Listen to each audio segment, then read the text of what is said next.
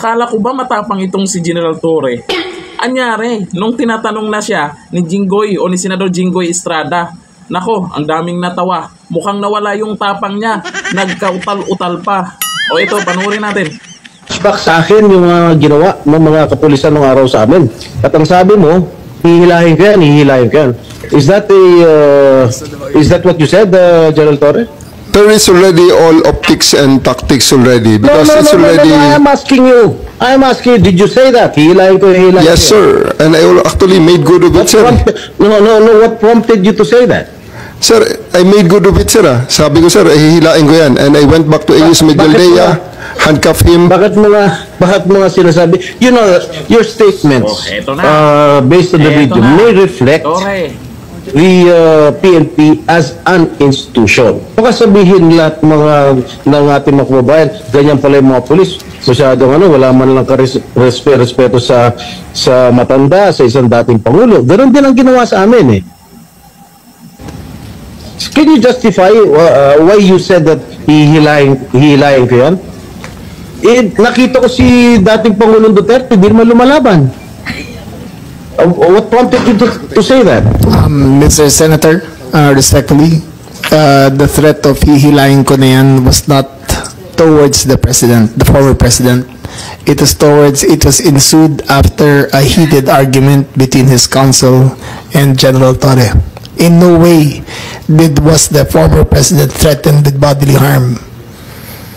Yes, who was addressing the sinong sinasabihan ni General Torre? Was it the lawyer or was it the former President Duterte? Lawyer, sir, Attorney Medialdea. And actually, sir, after that, I actually went back to him, placed handcuff on him after reading him his rights and arrested him for obstruction of justice.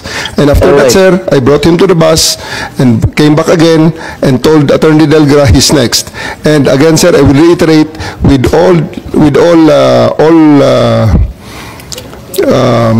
all credits goes to the former president because after he saw that I'm already very, very serious in bringing him to the plane, he said, okay, let's go. And I told Romy, the PSG, to just escort him and he went voluntarily to the bus that brought him to the plane.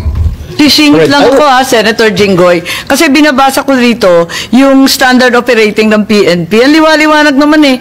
No torture, no force, no violence, threat, intimidation, or other means to vitiate the free will to be used against the arrested person. Di the more so, yung mga kasamahan ng arestado. Sabi mo nga, ikaw na nag-admit forcefully. Talagang you used force. Bawal po yun.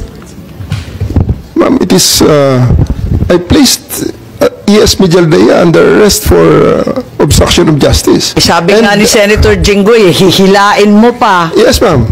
I did because I have to get into their heads to make them to make it very, very clear to them that we are already very, very serious of loading the president to the plane. General, pinapaliwanag mo, pero bawal ang paggagamit ng dahas, ng pananakot, ng intimidation, or any other means. Ang liwanag nasa kapulisan yan Just to be clear, operationally, there was obstruction of justice. It was the decision call of General Torre to place him under arrest for obstruction of justice. Now let us separate what happened to the president. You're talking about Attorney Medialdea? Yes, ma'am. Paano yung iba? No one else was armed, ma'am. Yung attorney? No, wait. Yung abogado? If I may, Senator Amy. Yes. Madam Chair. Ayan. Sino yung kinaladkad nung isang pulis? Yung security na nakaitim? I think it was General Torre na hinila yung isang abogado. Dalawa yun yung abogado, hinila yung upuan, di ba? Tapos yung nakaitim na si Q, kinaladkad din. Si Attorney Delgra, sir, because he is next to be arrested. And because of that, the former President PRRD saw that I'm already that serious. And he said, he prevented the situation from further deteriorating and escalating. So he said, let's go. Isn't he entitled to a counsel of his choice, General? Yes, sir. For 12 hours, he was there. Oh. Can't he speak to his client? Bigla niyo na lang... They are there for 12 hours, sir, speaking to each other. Ano? They are there for 12 hours speaking to each Alright. other, sir. One more thing that I noticed in the video, no? Ang sabi ni PRRD, papasukin niyo yung anak ko. Abogada siya. At ang sinabi mo, hindi ko siya papapasukin. Why not? Gerald Torre. That is a decision. That is my call, sir. That is my decision. Considering that Okay. he had already been assisted by 3 lawyers all throughout Okay. that time, sir. And gabi na ho yun, sir. The request was Ano? made at around mga 9 o'clock na, sir. 11 hours Gerald after Torre, ganito, the ha? first arrest. Tanggalin mo na yung titulo ni Inday Sara. Kalimutan mo na siya na Vice President. So, pagpalagay natin hindi siya Vice President. She is an immediate member of the family. Nung kami po ay nakakulong, ang immediate members of the family, 24 hours pwede bumisita sa amin, nakakulong kami. Ito hindi pa nakakulong. Anak ito. Bakit hindi niyo pinapasok? Maliban doon, is this not a violation of RA 7438 that requires that you guarantee access to an attorney? In addition to the immediate family, the President also said na yung anak niya, yung babae, abogado ko yun, papasukin nyo. Hindi nyo pinapasok. Abogado yun eh. Actually, sir, first to answer the question of Senator Estrada, sir. I have told the President that they can visit him at his detention facility because at this time the order of the day is to load him into a plane. So that's what we endeavored to do, and that's what happened, sir. Ano niya bibisitahin yung tatay niya? Sa Netherlands. Hindi naman dito tinray eh. Hindi naman dito kinasuhan eh. Sa ibang bansa eh. Oh. Bakit hindi niya man lang binigyan ng kortesiya yung anak na isang abogada na magkukonsulta?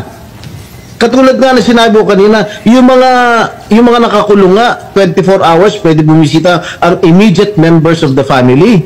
Bakit ito hindi pa nakakulong, hindi niyo pinapasok yung anak? Our mission at that time, sir, is to deliver him to the My God. body Kahit who issued the ano warrant, mangyari, sir. Nasa batas yan. Nasa batas yan, General. Immediate members of the family, lawyers, priests, etc., etc. I should know. Nanggaling ako dyan. Tapos ito, hindi naman nakakulong. Again, I am not defending President Duterte. I'm just explaining the rights of an accused. Because naging akusado rin ako. Alam nyo, sa totoo lang, sa buong hearing dyan kanina, yung part na yan talaga, mukhang dyan ako napatutok talaga. Kasi yung mga tanungan ni Senator Amy Marcos, di ko lang alam kung may nangyari ba sa hearing ngayon ni ni Senator Amy Marcos. Parang wala eh. Kasi nangyayari pag sinasapawan siya habang nagsasalita, wala lang, patawa-tawa lang. Pero ito pong napanood po natin kay Jinggoy Estrada, mukhang ito kasi may pinaghugutan. Na-experience na po niya. Mukhang sa tingin ko lang mukhang nasupalpal si Tory dyan sa pinagagawa niya. Lalo na yung tinanong ni Jinggoy Estrada na kung sakali na si Dunior naman ang magkaganyan. Nakikita po natin yung reaksyon ni Tory dyan. Sa mga nakapunood, alam po natin na may mali May mali po. Kaso, natapos yung hearing, ang tanong dito, may nangyari ba? Oo, narinig natin yung mga side nila. Lalong nalaman nating lahat na meron ngang mali. Oo, meron. Ang tanong, may ibalik ba si Tatay Digong? Dapat sa susunod na hearing, ang pag-usapan, paano ibalik? Kasi dyan sa hearing po, lumabas po talaga na may mga hindi sinunod na ayon sa batas. Alam na ng magkaramihan yan. Yung nangyari kasi, alam na kasi yung mga piniplay nila ng mga video dyan, yung piniplay ni Senator Amy Marcos, napanood na po natin yan. Lahat po napanood na natin yan. At alam po natin na may mali talaga. Kaso nga lang, nag-expect po talaga ako dito sa hearing na to na may mangyaring maganda. Pero dito lang po sa part ni Jinggoy Estrada, ako napatuto kanina. Kasi Si Torre, yung ano, di ba? Mukhang nagisa dyan ni Jinggoy Estrada. Kayo po, kung napanood nyo po yung buong hearing kanina, sa tingin nyo po, may magagawa pa ba? Kung meron man silang plano na susunod na hearing, itong si Senator Amy Marcos, kung meron man, pag-usapan nyo na yung pwedeng maging remedyo para maibalik si Tatay Digong kung sa tingin nyo na may mali yung pag-aresto sa kanya. Hindi yung paulit-ulit na lang, article ganito, paulit-ulit, pabalik-balik na lang yung katanungan hanggang natapos na lang. Di ba? Ano sa tingin nyo? Dito sa ginawang hearing, kailangan pa bang may next hearing? Okay ba sa inyo ang ginawa dito ni Senator Amy Marcos? Comment tayo dyan. Hanggang dito lang. Thank you.